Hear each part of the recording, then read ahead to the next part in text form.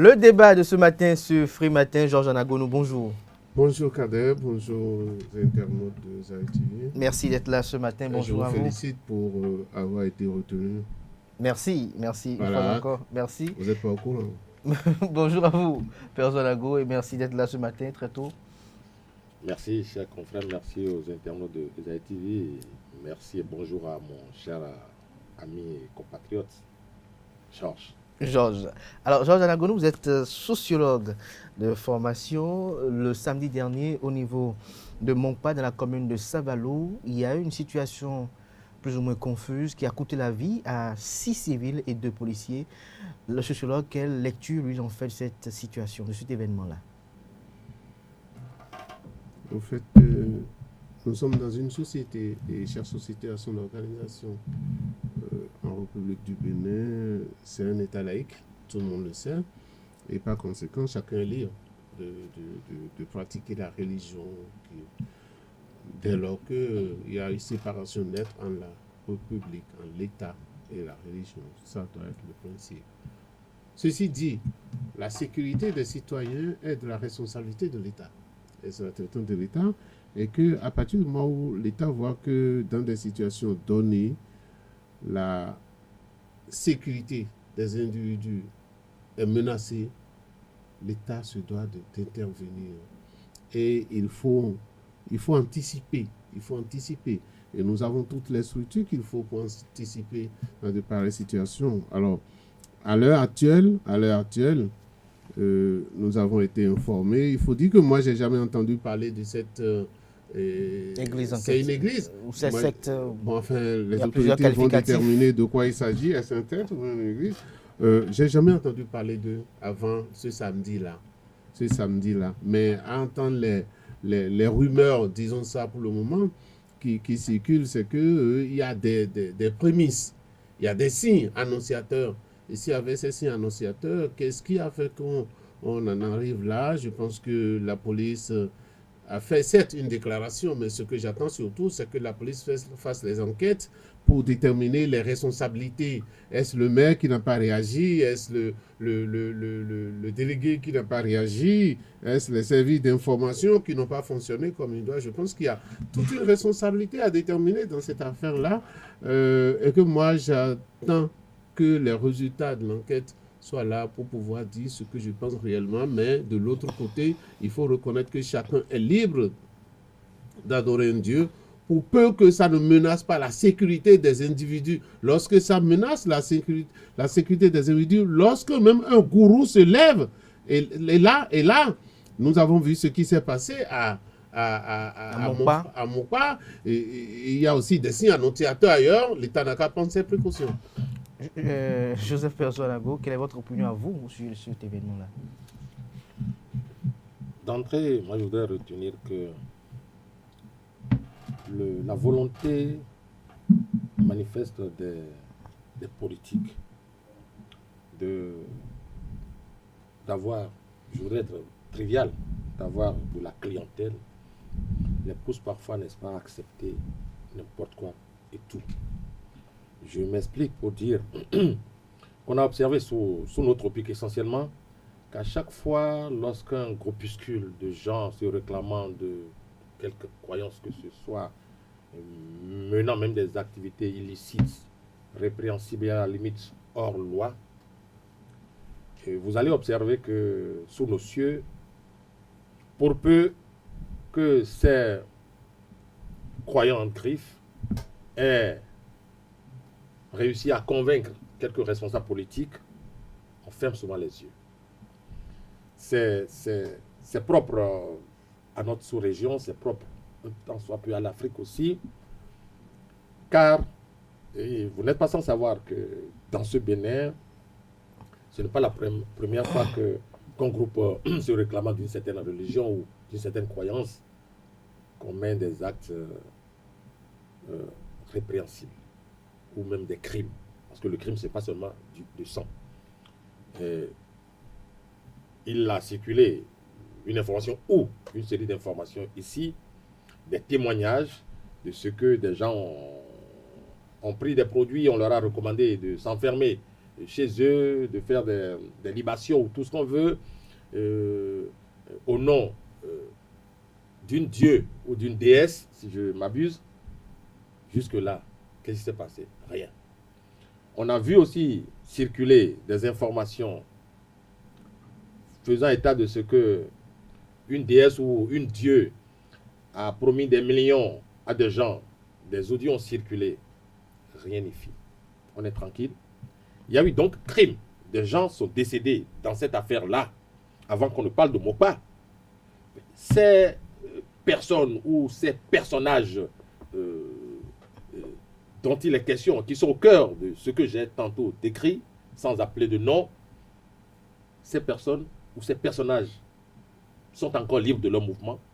Et en leur propre sein, vous allez voir des ministres, des directeurs de cabinet, des responsables politiques à divers niveaux. Je vous en prie. Je disais tantôt que c'est ce clientélisme qui nous amène à ce qui s'est passé à Mokpa. Et quand vous écoutez la déclaration de la police, moi j'étais gêné, je me dis, c'est le porte-parole qui a rédigé sa déclaration, ou cette déclaration émane réellement de la police, et il y a eu un spécialiste qui a dû rédiger ce document.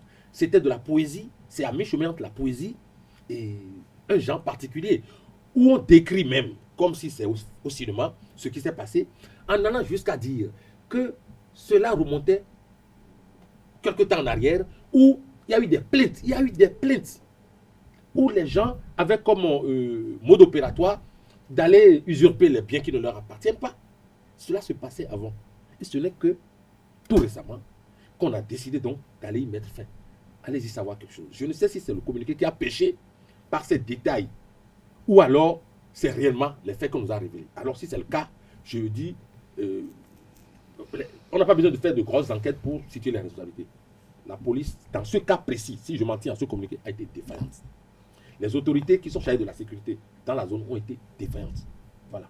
Alors, Jean Agounou, tout à l'heure, vous avez dit que nous sommes un État laïque. Vous l'avez rappelé au cours de votre argumentaire. Mais par quel canevas l'État va pouvoir réguler sans quand même faire entorse à la foi de certaines personnes? Non, je vous l'ai dit. C'est un peu complexe, savez, le champ. On dit dans la Bible que le respect à Dieu, c'est le respect à l'ordre qu'on s'est donné, à l'ordre qui est établi, et que l'autorité même vient de Dieu. Donc, il n'est pas question que dans une république, des gens refusent de respecter la loi qu'on s'est donnée sous prétexte qu'ils sont en train d'adorer le Dieu qui lui-même leur a déjà dit qu'il faut respecter ce que le a dit. Ce que je voudrais relever quand même, et donc les moyens pour mettre fin à de pareilles choses existent. À partir du moment où la police a des informations, comme il le dit, la police devra réagir. Mais justement, comment la police va réagir sans quand même faire entorse à la foi des gens? Lorsque vous suscitez des gens, ce n'est pas seulement en politique. Lorsque vous demandez aux gens d'aller prendre les biens d'autrui, sous prétexte que l'affaire, je ne sais pas si c'était pour le dimanche, je ne sais pas si c'était pour le dimanche, parce que c'est le samedi qu'on est arrivé au paroxysme de cette affaire-là, et le dimanche est passé, nous sommes le mardi, et la fin du monde n'est toujours pas arrivée. Non, c'est un peu sérieux. C'est-à-dire qu'à partir du moment où la police a des informations que la sécurité est menacée, ou que quelqu'un est en train de susciter à la haine, parce que lorsque vous rentrez dans un champ qui ne vous appartient pas et vous commencez par récolter ce que vous n'avez pas semé, eh bien, vous êtes en train de porter atteinte à la tranquillité de la population et la sécurité est menacée. À partir de ce moment-là, l'État peut intervenir. L'État peut intervenir, puisque c'est l'État qui doit garantir. Et je pense que c'est ce qui amène peut-être Perso à chercher à savoir quelle est la responsabilité de la police. Parce que dans le communiqué, je n'ai pas suivi tout le communiqué, mais si le communiqué rappelle tout ça pour dire qu'il y a eu des plaintes, et qu'est-ce qu'on a fait des plaintes qu'il y a eu? Qu'est-ce qu'on en a fait des plaintes qu'il y a eu? Dans d'autres pays, on fera intervenir tout de suite la police des polices, qui a l'habitude de faire les enquêtes sur ce qui s'est passé dans le corps. Je ne sais pas si nous en avons ici, une police de police, mais il est nécessaire que le procureur se saisisse du dossier et instruise une enquête dans ce domaine-là. Parce que, vous savez, on a parlé de 9 morts. 8 morts. Non, ce matin, c'est arrivé à 9 morts déjà, parce que la fille du pasteur a été retrouvée morte.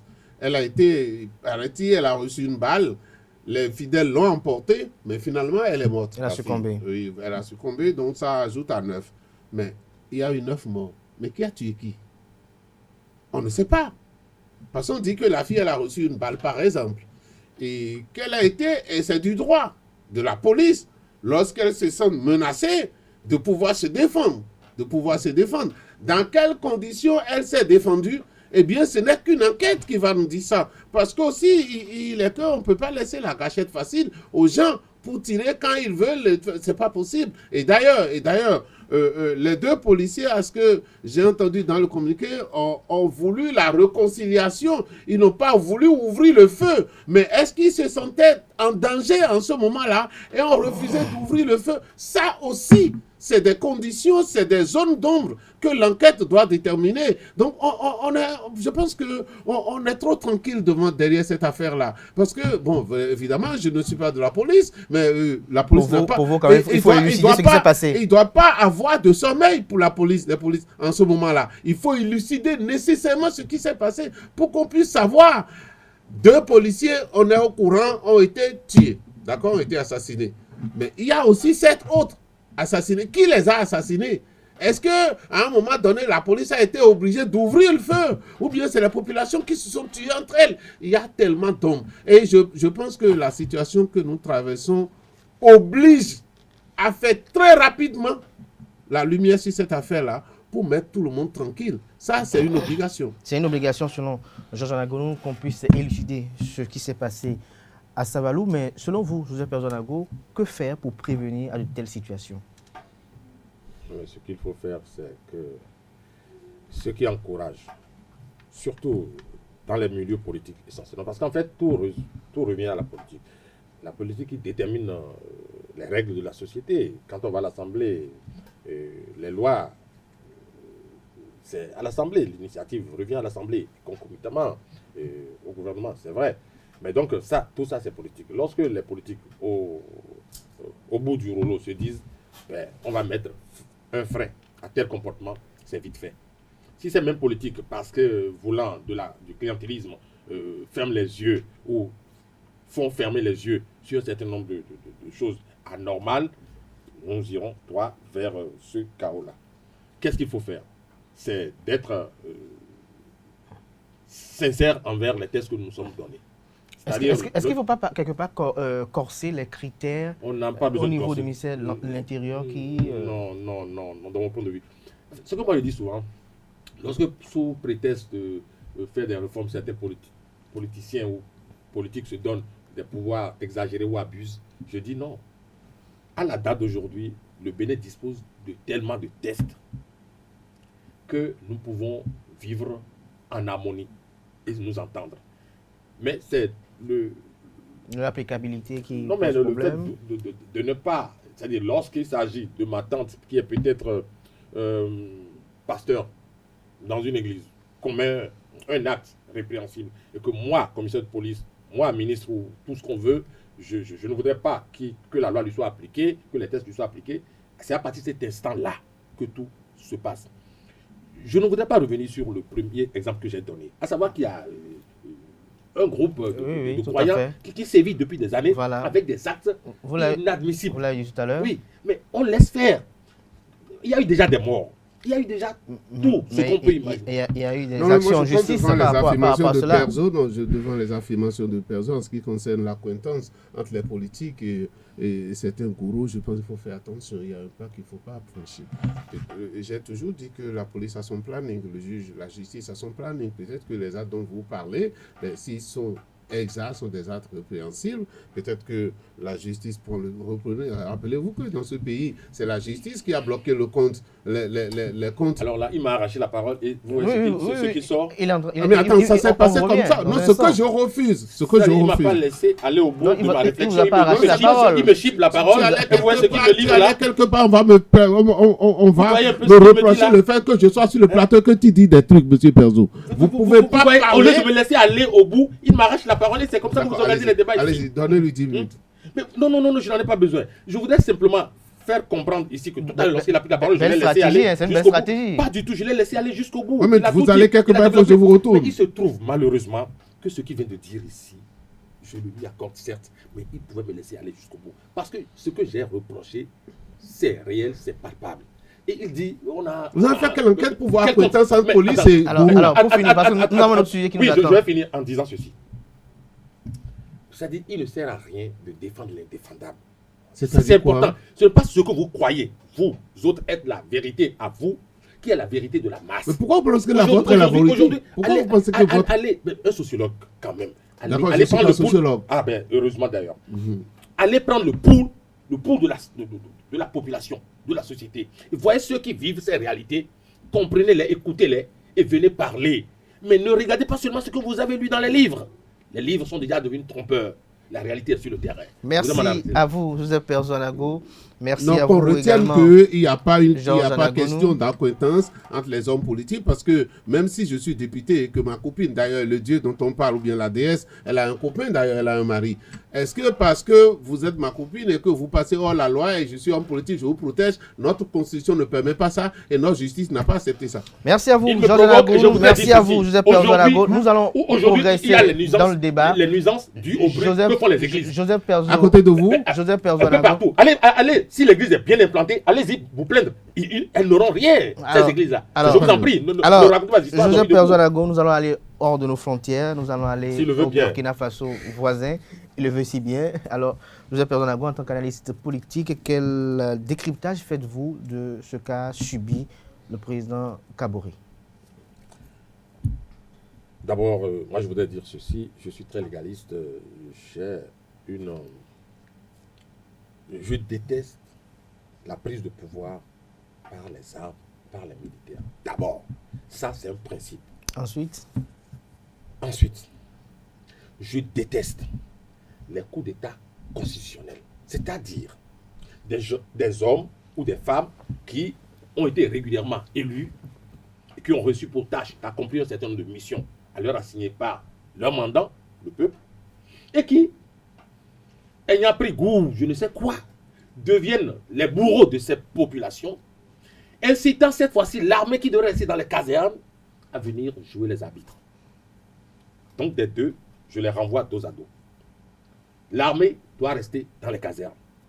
C'est ça une bonne république. Mais on a comme l'impression que c'est la tendance aujourd'hui. Évidemment, lorsque l'armée sort des casernes, écoutez bien, depuis quelques moments, l'exemple de la Guinée, l'exemple du Mali et le dernier exemple du Burkina Faso et qui d'autres après. Parce que sur le continent, on constate qu'il y a des despotes qui ne veulent pas respecter les règles du jeu, qui en inventent de nouvelles, qui s'installent, qui s'imposent, qui empêchent les libertés de s'exprimer. Et là, donc, le militaire qui est tapis dans l'ombre sort les armes à la main et dit c'est pour restaurer l'ordre. Parce que l'ordre, quelque part, a été détruit. Merci à vous, Joseph Perzouanago, pour ces analyses. Je me retourne vers vous, Georges Anagonou. Cette situation de crise politique que traverse le Burkina Faso, comment vous l'interprétez?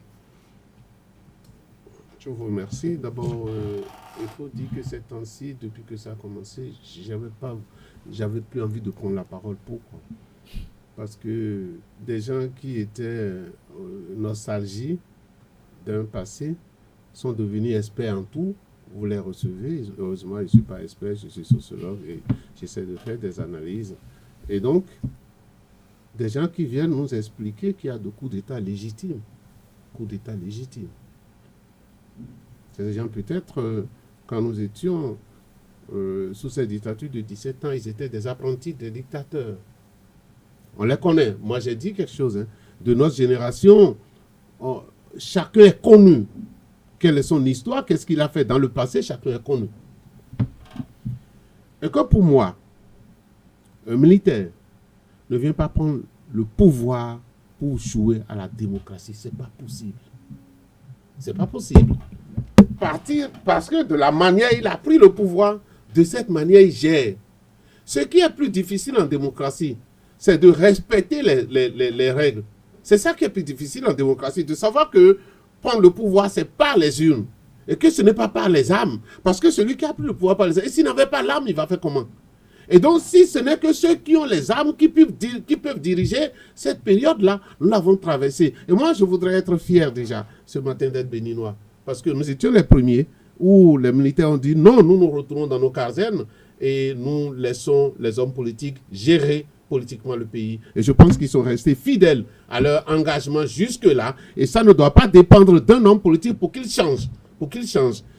Parce que la bataille sur le terrain des idées, cette fois-ci, en ce qui concerne la démocratie, elle continue d'exister dans notre pays. Et s'il doit y avoir des entorses pour ça, je dois me battre pour. Donc, je condamne fermement les coups d'État qui se sont succédés ces temps-ci, où parfois, excepté en Guinée, on a parfois jugé la sécurité, la situation sécuritaire des pays pour semer encore une autre insécurité. Voyez-vous que des militaires reprochent, des hommes en uniforme qui sont chargés de la sécurité, de la défense de l'État, reprochent à un président civil de ne pas avoir défendu. Mais nous sommes dans quelle situation? Et donc, pour vous dire, ceux qui ont payé de leur sang pour que la démocratie arrive dans nos pays, ceux-là, nous devons les honorer. Et je reconnais comme perso que le cadre politique, l'intellectuel, l'élite politique essaie de torpiller les choses en Afrique pour finalement donner raison. Mais justement, lorsque pour la responsabilité, je voudrais dire, lorsque pour la plupart du temps, vous estimez que l'élite politique torpille les choses, est-ce que c'est pas le système politique africain qui consacre cela ou qui permet cela? Oui, et donc je demande, il y en a qui disent ça, cette démocratie-là, c'est pas la nôtre. J'ai même entendu quelqu'un aller jusqu'à dire que la conférence nationale n'est pas historique. Mais je me suis dit, on n'est pas dans le même pays, où on n'a pas reçu la même formation politique, celle que moi j'ai reçue. De toute façon, très jeune que j'étais parfois obligé de rester en bourse pour faire réunion jusqu'à 2 heures du matin. Et par rapport à ça, parce qu'un régime dictatorial était en place, je ne peux jamais de ma vie, en tout cas pour moi, en tout cas ce qui me concerne, trouver qu'il ferait bon vivre dans un régime dictatorial. Et que je sais que l'homme politique, l'élite politique, sur le plan africain, essaie d'embouber les gens, essaie de dire, oui, la démocratie, il y a une autre démocratie. La démocratie, elle a des bases universelles. Et ces bases universelles, nous devons de les respecter.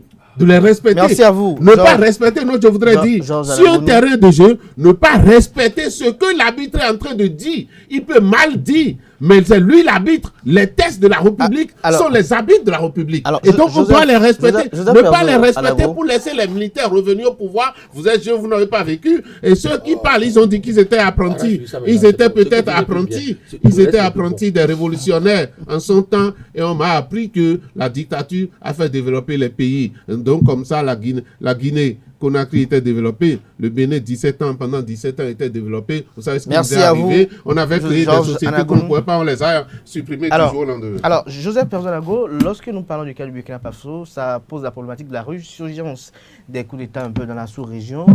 On voit de ça et là, on a comme l'impression que c'est la mode aujourd'hui. Vous voyez, ça fait se véhiculer sur les réseaux sociaux quelques sarcasmes et avanies où on dit par exemple que tous les chefs d'État doivent se méfier des colonels ou commandants officiers supérieurs qui ont des A à la fin de leur prénom et autres. Mais dites-nous aujourd'hui, est-ce que ces mobiles sur la base desquels ces militaires se fondent pour dire qu'ils veulent prendre le pouvoir, est-ce qu'une fois au pouvoir, eux, ils ont la solution? Bon, là est tout le problème. Quel politicien ayant pris le pouvoir, que ce soit par les unes ou par les armes, a pu véritablement régler de façon efficiente les problèmes qui se posaient? Non, c'est une dynamique, c'est une constance. Donc, en réalité, la dynamique, c'est ta tête ne plaît pas, il faut que tu quittes d'abord. Non, je n'ai jamais dit ça. J'ai dit ici, parce que je ne vais pas me refuter, j'ai dit ici qu'on donne prétexte aux militaires pour prendre le pouvoir. Et ils en ont de très bons. Tout à l'heure, j'ai entendu dire mon vis-à-vis parler de ce que lui, il déteste la dictature ou le pouvoir militaire. Le despotisme et tout le reste du pouvoir militaire. Dans le même temps, il a oublié de mentionner qu'il y a aujourd'hui, de façon moderne, une autre forme de despotisme. Mais Père Zango, lorsqu'on y voit de près, de part et d'autre, lorsqu'on regarde ces situations-là de coup d'État par-ci, par-là, il y a également une véritable problématique. Certaines personnes estiment que derrière ces coups d'État que d'aucuns peuvent qualifier de légitimes ou illégitimes ou légales et autres, on y voit une autre guerre, celle des accords militaires avec l'Hexagone. Je ne voudrais pas... Et donc, il y aurait des facteurs exogènes qui réconfortent ces militaires pour le faire. Parce que, généralement, nous prenons la France, les États-Unis comme exemple, mais Emmanuel Macron, lorsqu'il était confronté, par exemple, aux Gilets jaunes, aucun militaire n'a eu le courage ou n'a eu l'idée de dire que, bon, nous allons rétablir l'ordre constitutionnel parce que le président Macron faisait ci, ferait ça. Lorsque, par exemple, Donald Trump avait des difficultés, voilà. Cela s'appelle accepter les règles de la démocratie. Merci. Accepter les règles, les bonnes règles de la démocratie. Et c'est sous cette démocratie. Je parlais tantôt du despotisme moderne et de l'autoritarisme moderne et de tout le reste moderne. C'est-à-dire, vous avez été... Il y a des facteurs exogènes. Vous avez, en attendant les facteurs exogènes, nous-mêmes, nous créons notre propre tombe. Vous êtes élu un beau matin.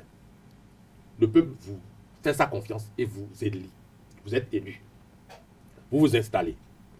Et puis vous constatez que c'est aussi beau cette affaire et laissez ça au terme de mon mandat, généralement. Ou alors ce sont vos ouailles, ceux qui vous ont accompagné dans cette aventure, qui estiment que vous n'allez pas laisser ça en si bon chemin. Les règles qui étaient là, qui vous ont amené à prendre le pouvoir par les unes, régulièrement, normalement, par des élections comme il faut, transparentes, ouvertes, inclusives et tout, vous estimez que si jamais vous le laissez faire, vous laissez ces mêmes tests, il n'y a pas de raison que vous puissiez vous maintenir. Est-ce à dire que sur votre raisonnement, il ne faut pas moderniser les tests qui sont là? Moderniser en restant comme la France, que vous aviez si bien cité, Gilets jaunes, beau, mais justement, est-ce que la mentalité africaine est prête à accepter les fondamentaux de cette démocratie? Mais c'est cela qui se passe, que le politicien qui est arrivé, il prend tellement goût. En France ou aux États-Unis, tu as beau être Trump, tu finiras pas t'en aller. Tranquillement. Tu as beau être Macron ou autre, tu vas, tu passes ton examen, tu échoues, tu t'en iras. Au Bénin, au Togo et ailleurs, même des élections sont gagnées d'avance, même sans aller aux élections. Alors, Georges Nagounou, je me retourne vers vous, vous êtes sociologue. Est-ce que nous ne déplaçons pas le problème d'un endroit pour un autre? Généralement, on s'en prend, on dit, il y a des despotes, il y a des dictateurs et autres, mais ces dictateurs-là se reposent sur des citoyens de leur pays qui sont à la tête des institutions du pays. Est-ce que ce n'est pas un système politique qu'il faut revoir? Est-ce que ce n'est pas toute une mentalité qu'il faut revoir? Parce qu'en France, le chef de l'État a ses limites, son pouvoir a des limites. Mais généralement en Afrique, le président de la République, c'est pratiquement le roi. Ses désirs, son désordre, est-ce que ce n'est pas un système politique qu'il faut revoir? Est-ce que ce n'est pas des mentalités qu'il faut changer, selon vous? Oui, mais à chaque fois. Est-ce qu'on ne fait pas le procès inutile, puéril? Parce que Alpha Condé, par exemple, si vous permettez, Alpha Condé, quand il prenait le pouvoir, il était qualifié comme un blanc-seing. Tout le monde avait une grande espérance en lui, mais à la grande espérance d'hier, c'est succédé après le désespoir. Ouais, c'est ça. Non, au fait, quand vous dites, est-ce que notre culture, est-ce que l'Afrique accepte la démocratie ou pas, nous sommes bien contents de dire que l'Afrique est le berceau de l'humanité, quand l'Africain veut le dire. Cela veut dire que tout est parti de là. Et pourquoi trouvez-vous aujourd'hui que la démocratie ne serait pas une bonne chose pour l'Afrique? La démocratie, c'est un système dans lequel chacun est libre, mais responsable. C'est ça le système. Chacun est libre, mais responsable. Quel Africain vous avez trouvé qui vous a dit que moi, je déteste la liberté? Je ne veux pas être libre. Quel Africain vous a dit ça? Ce qu'il y a, c'est que les hommes politiques africains, on peut le dire aujourd'hui, quand ils utilisent les règles claires pour venir au pouvoir, ils commencent par torpiller cela. Mais il faut dire à l'avantage de Kaboré au Burkina, il n'a pas changé de tête. Il n'a pas changé de tête. Justement. Et lui, il est resté. Non, c'est parce que quand nous faisons les analyses, nous devons aussi à chaque fois les nuancer. Vous voyez ce que je veux dire? Et donc, là, il reste seulement que l'homme, le militaire dit, j'ai les fusils, je suis fort, et tant que je peux manipuler cela, je peux reprendre. Parce que c'est insulter le peuple burkinabé de dire, ceux qui ont pris le pouvoir aujourd'hui, c'est les compagnons encore de Blaise Compaoré. Regardez ce que ce peuple a subi, ce Blaise Compaoré. Vous étiez jeunes, mais nous, vous étiez peut-être pas là, mais nous, en notre temps, Pézo le sait, nous avons dans toute l'Afrique dans toute l'Afrique. Nous avons lu Nous avons trouvé l'union. Nous avons trouvé l'espoir que l'Afrique va renaître avec Sankara. Sankara, c'était l'espoir de toute la jeunesse africaine. D'accord? Et donc, pour l'avoir tué, ce système n'a pas fait que du mal au Burkinabé.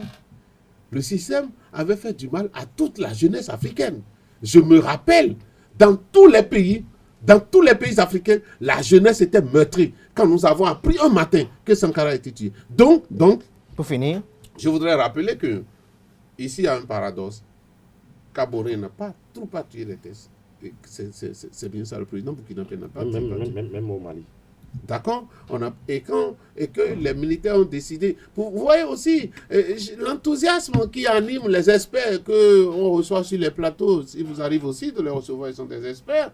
L'enthousiasme qui les anime. Et quand ils prennent le pas du Mali, le Mali ne fait pas ce qu'il fait aujourd'hui. Le Mali qui vient d'expliquer.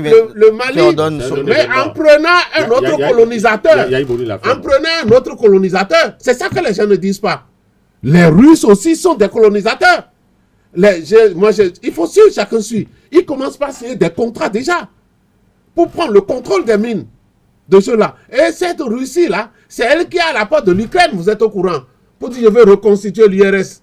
Mais, donc, aucun des colonisateurs n'est bon. Aucun n'est philanthrope. Ils sont venus chercher leur intérêt. Et par rapport à ça, ce que moi je pense pour finir, s'il y a des indices chez nous qui peuvent conduire à ce que nous vivons ailleurs, dénonçons ces indices-là en même temps et corrigeons-nous pour préserver ce que nous avons eu depuis 90, parce que la meilleure démocratie que nous avons vécue chez nous, c'est celle qui a été vécue au lendemain de 90. Alors, Joseph Perdonago, très rapidement, en quelques commentaires pour finir. Est-ce que vous n'y voyez pas, comme je disais tantôt, c'est vrai, vous l'avez esquivé tout à l'heure, cette guerre des colonisateurs, comme l'a évoqué Georges Nagounou dans la fin de son argumentaire?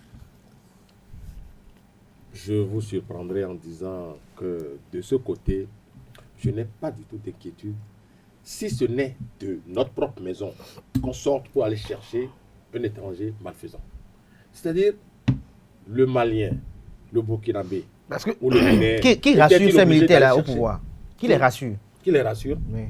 Non mais attendez, c'est comme qui vend les armes. Vous êtes tranquille, vous êtes pacifiste, vous êtes tranquille dans votre coin, vous ne savez même ce que sert à faire une arme.